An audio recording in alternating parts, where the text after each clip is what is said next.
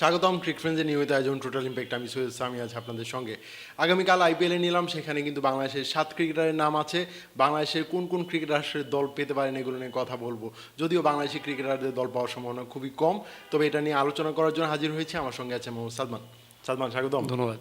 77টা স্পটের জন্য আইপিএলের ফ্র্যাঞ্চাইজিগুলো মাঠে নামবে, সেখানে কিন্তু 32 জন বিদেশি ক্রিকেটারের নাম আছে। সব মিলে আসলে নিলামটা কীরকম এক্সাইটেড হবে আপনার মনে হয়? আপনি শুরুতেই কিন্তু বলে দিয়েছেন বাংলাদেশের প্লেয়ার আসলে সম্ভাবনা কম। এখানে আসলে শুধু 32টা স্পট খালি বিদেশি সেই জন্য কম সেটা না, এটার পিছনে আসলে অন্য একটা কারণ আছে। আমরা গতকালকে আসলে রিপোর্টটা দেখতে পেরেছি যে ওই সময়টাতে বাংলাদেশ একটা ইন্টারন্যাশনাল খেলা রয়েছে, সিরিজ রয়েছে নিউজিল্যান্ডের সাথে, এবং সেটা কিন্তু একটা 6 ম্যাচের একটা বড় সিরিজ, মানে 3 ম্যাচের ওয়ান ডে এবং 3 ম্যাচ টি20। সো সেই ক্ষেত্রে বিসিবি যেটা বলেছে যে এনওসি দেওয়া নিয়ে আসলে তেমন কোনো সমস্যা নেই, কিন্তু যখন ইন্টারন্যাশনাল ডিউটির কল আসবে তখন কিন্তু তাদেরকে আসলে চলে আসতে হবে, তাদেরকে ফিরিয়ে আনা হবে। এখন যে বিষয়টা হয়েছে, আইপিএলের তো আর বিপিএল না যে আইপিএলে কয়েকটা ম্যাচের জন্য প্লেয়ার নেওয়া হয়। আইপিএলে পুরো সিজন যারা খেলতে পারে তাদেরকেই প্রায়োরিটি বেশি দেওয়া হয়। আরে এখন যেটা হচ্ছে, আইপিএলের ফ্র্যাঞ্চাইজিদের মানে বড় আবদার, তাদের ফ্র্যাঞ্চাইজিদের বিভিন্ন অন্য আরেকটা লিগে যেই টিম আছে সেই টিমের হয়ে খেলারও কিন্তু প্রস্তাব দেওয়া হয়। তোমরা যদি আমাদের আইপিএল এর টিমে খেলো, তোমরা না, এটা আসলে অন্য ইয়াতে চলে যায়। আর আইপিএল এর সাথে তো আসলে অন্য কোনো লিগের ক্ল্যাশ হয় না, আইপিএল এর সময় শুধু আইপিএলই চলে।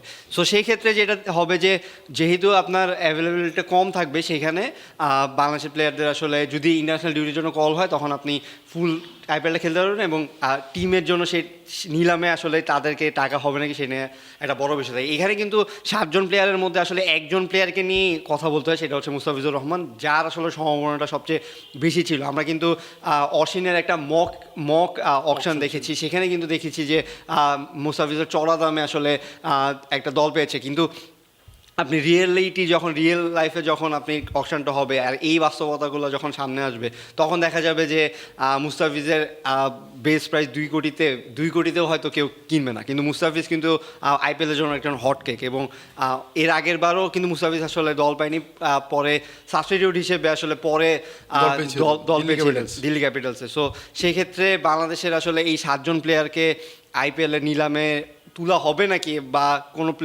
কোনো দল তারা পাবে নাকি, সেটা এখন দেখার বিষয়। এবং বিষয়টা খুবই ক্ষীণ যে কোনো প্লেয়ার দল পাবে। মুস্তাফিজের বাইরেও কিন্তু রিশাদ হোসেনকে নিয়ে কিন্তু বাড়তি একটা উন্মাদনা থাকতে পারে আইপিএল নিলামে। আপনি জানেন যে হোবার্ট হারিকেন্সের হয়ে কিন্তু বিগ বেশে খেলছেন। এই সময়টাতে বাংলাদেশে বিপিএল চললেও তাকে কিন্তু বিগ বেশে খেলার অনুমতি দিয়েছে বাংলাদেশ ক্রিকেট বোর্ড। সেই হিসেবে কিন্তু পাঞ্জাব কিংসের সঙ্গে জড়িত আছেন রিকি পন্টিং, তিনি যেটা আসলে রিশাদ হোসেনের বিগ বেশের টিমের সঙ্গেও তিনি আসলে বড় একটা পদে আছেন। তাকে নেওয়ার পিছনে কিন্তু পন্টিংয়ের বড় একটা ভূমিকা ছিল। সেক্ষেত্রে পাঞ্জাব কিংসে যদি রিশাদ হোসেনকে দেখা যায়, এটা আসলে অবাক হওয়ার মতো কিছু আসলে থাকবে না আমার মনে হয়। এখন হচ্ছে যে বিষয়টা হচ্ছে বিগ ব্যাশের জন্য আসলে তাকে ফুল এনওসি দেওয়া হয়েছে, আবার আইপিএলের জন্য তাকে ফুল এনওসি দেওয়া হবে নাকি সেটা একটা বড় বিষয়। যেহেতু অলরেডি বলা হয়েছে যে ইন্টারন্যাশনাল ডিউটি যখন কল করবে তখন কিন্তু আসলে এই প্লেয়ারদেরকে নিয়ে আসা হবে, এবং টি20 সেট আপে রিশাদ কিন্তু খুবই ইম্পর্টেন্ট একজন প্লেয়ার। সো সেই ক্ষেত্রে বিসিবি এই দিকটাতে আমার মনে হয় তারা একটু সদয়বান। আমরা আসলে তাসকিন আহমেদকে দেখেছি আয়ারল্যান্ডের বিপক্ষে সীমিত ওভারের সিরিজ না খেলে তিনি আইএল টি20তে খেলেছেন, টি10 লিগে খেলেছেন। এই বিষয়টা আসলে বিসিবি যতটা আসলে উদারতা দেখাচ্ছে, আইপিএল এর ক্ষেত্রে ততটা দেখাতে না। আপনি নিউজিল্যান্ড তো আসলে আয়ারল্যান্ড না, নিউজিল্যান্ডের সাথে আসলে আপনার ফুল টিমটাই খেলাতে হবে, ফুল স্ট্রেংথের টিমটাই খেলাতে হবে, সেখানে কম্প্রোমাইজ করার আমার মনে হয় না জায়গা রয়েছে। এবং আপনি যখন এভাবে আগে থেকে নিলামের আগে বলে দিবেন কে কতদিন অ্যাভেলেবল রয়েছে, তখন কিন্তু আসলে মোটামুটি সেট করে ফেলে ফ্র্যাঞ্চাইজিরা যে কাকে দলে নেওয়া হবে। এখন রিশাদ যদি বিগ ব্যাশে খুবই দুর্দান্ত পারফর্ম করে এবং সেটা যদি ভালোভাবে হাইলাইট হয়, তখন হয়তো চিন্তা করতে পারে যে আমি যেই কয়টা ম্যাচ আসলে তাকে নেওয়া যায় সেই কয়টা ম্যাচের জন্যই নেওয়া যায় নাকি চিন্তা ভাবনা করা। কিন্তু আমি যেটা বলছিলাম আগে থেকেই যে এইবারের আমরা মিডিয়া ঘাটাঘাটি করছিলাম ইন্ডিয়ান মিডিয়াগুলো, সেখানে কিন্তু মুস্তাফিজের নামটাই বারবার আসছিল যে মুস্তাফিজের সম্ভাবনাটাই বেশি। আর এখানে বড় একটা বিষয় এখন চলে আসছে যে মাত্র 32টা স্পট আসলে আপনার খালি রয়েছে সেখানে, কারণ এবার কিন্তু মিনি অকশন। সো সেই ক্ষেত্রে এর চেয়ে বেশি দল জায়গা পাবে না। সো সেই ক্ষেত্রে আমার মনে হয় যে বিষয়টা কঠিন, কিন্তু তবুও এই 7 জন রয়েছেন, এবং কালকে আইপিএল আমরা অবশ্যই এক্সপেক্ট করবো যে কিছু একটা যদি হয়। তো আইপিএলের নিলামে কিন্তু সবচেয়ে বেশি স্পট খালি আছে কলকাতা নাইট রাইডার্সের। তারা 13 জন দেশি ক্রিকেটার কিনতে পারবে, মানে ভারতীয় ক্রিকেটার কিনতে পারবে, বিদেশি ক্রিকেটার কিনতে পারবে 6 জন। সো আপনি যদি দেখেন বিদেশিদের ক্ষেত্রে বাংলাদেশের সাকিব আল হাসান কিন্তু কলকাতা নাইট রাইডার্সের প্রায় ঘরের ছেলেই কিন্তু হয়ে গিয়েছিলেন। লিটন কুমার দাস খেলেছেন কলকাতা নাইট রাইডার্সের, সেখানে যদি মুস্তাফিজুর রহমানের মতো একজন পেসার যদি খেলেন, আমার মনে হয় যে তাদের ফ্যান বেসটা আরেকটা বাড়তি একটা গুরুত্ব পাবে। তাই দলটাতে খুব একটা বাঙালি ক্রিকেটার আসলে খেলেন না, তারা আসলে মানে বাকিদের উপরই অনেকাংশে নির্ভর। সেক্ষেত্রে আমার মনে হয় যে এটা একটা বড় একটা ভূমিকা রাখতে পারে। তবে বাকি দলগুলো কোথায় আসলে পিছিয়ে, মানে তাদেরও খুব বেশি আসলে বিদেশি ক্রিকেটার বা দেশি ক্রিকেটার দরকার নেই।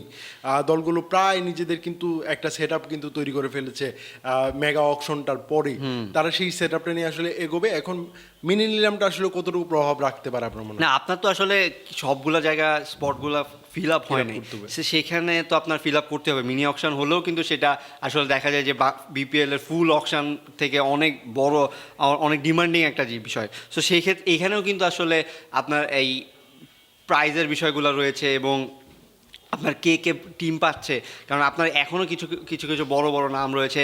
ডিকক কিন্তু আবার আইপিএল নিলামে নাম দিয়েছেন, ক্যামেরন গ্রিন আছে, ক্যামেরন গ্রিন রয়েছেন। সো এই বড় নামগুলো কিন্তু আসলে আইপিএলের জন্য অনেক ইম্পর্ট্যান্ট প্লেয়ার। সো সেক্ষেত্রে যেই স্পটগুলাই খালি রয়েছে, এবং কলকাতার কথা বলছিলেন, কলকাতায় আন্ড্রে রাসেল কিন্তু আসলে অবসর নিয়ে নিয়েছেন, তিনি কলকাতার কোচিং স্টাফে যুক্ত করা হয়েছে। সো এইখানে একটা ভ্যাকেন্সি রয়েছে। সো আমার মনে হয় যে যেই বড় বড় প্লেয়ারগুলো রয়েছে তাদের মধ্যে তাদেরকে নিয়ে আসলে আপনার টিমটাকে স্ট্রং করার চেষ্টা করবে দলগুলো। কারণ আপনি যেটা বলছিলেন, কলকাতা সবচেয়ে বেশি টাকা থাকলেও অন্যান্য দলগুলোরও আসলে টুকটাক ভালোই রয়েছে। চেন্নাই সুপার কিংসের যেমন 43 কোটি টাকার মতো রয়েছে। সো তাদের 9টা দেশি ক্রিকেটার এবং 4টা বিদেশি ক্রিকেটারের স্পট খালি রয়েছে। সো চেন্নাইকে নিয়েও কিন্তু আসলে অনেক সময় আমরা কথা বলতে, কারণ এখানে মুস্তাফিজ ওখানে খেলছে, চেন্নাইয়ে ধোনি রয়েছে। সো বাংলাদেশে এই ফ্র্যাঞ্চাইজিটা নিয়েও কিন্তু আসলে উন্মাদনা রয়েছে, এবং তাদের টিমে কে কে খেলতে পারে সেই বিষয়টা। এবার কিন্তু সঞ্জু স্যামসনও এখানে এই টিমে যুক্ত হয়েছেন। সো আমার মনে হয় নতুন সেটআপ যুক্ত হয়েছে। হ্যাঁ, ট্রেডের মাধ্যমে যারা আসলে খবরটা রাখে না তারা হয়তো ভাববেন যে নিলামের আগে কিভাবে প্লেয়ার নিয়ে নিয়েছে, ট্রেডের মাধ্যমে যুক্ত হয়েছে। তবে বাংলাদেশের কারা কারা আছেন সেটা যদি আমাদের দর্শকদের আবার যদি একটু কালকে আসলে খুবই ভালো। মুস্তাফিজুর রহমানের কথা আমরা বললাম 2 কোটি তার ভিত্তিমূল্য, এবং রিশাদ হোসেন রয়েছেন, তাসকিন আহমেদ রয়েছেন, তানজিম হাসান সাকিব রয়েছেন, নাহিদ রয়েছেন, শরীফুল ইসলাম রয়েছেন। এছাড়াও আরেকজন রয়েছেন, হ্যাঁ তার কথা বলছি, কারণ এর আগে যে কজন নাম বললাম তাদের সবার বেস প্রাইস হচ্ছে 75 লাখ, এবং শুধু রকিবুল হাসানের দামটাই হচ্ছে 30 লাখ বেস প্রাইস। সো এই 7টা প্লেয়ারকে নিয়ে আসলে আমরা কালকে দেখবো যে কোনো দল তাদেরকে নেয় নাকি। এবং আমরা যেটা আসলে প্রেডিক্ট করছি যে হয়তো বিষয়টা রেয়ার হবে যে বাংলাদেশি কোনো প্লেয়ার এইবারের আইপিএলে খেলবে, মানে ফুল সিজন খেলবে, যেহেতু কিছু অবস্টিকেলস রয়েছে। দর্শক, ক্রিকেট ফ্রেন্ডের নিয়মিত আয়োজনে আমাদের সঙ্গে থাকার জন্য ধন্যবাদ। পরবর্তী কোনো পর্বে অন্য কোনো বিষয় নিয়ে আবার কথা বলবো, সেই পর্যন্ত আমাদের সঙ্গে থাকুন।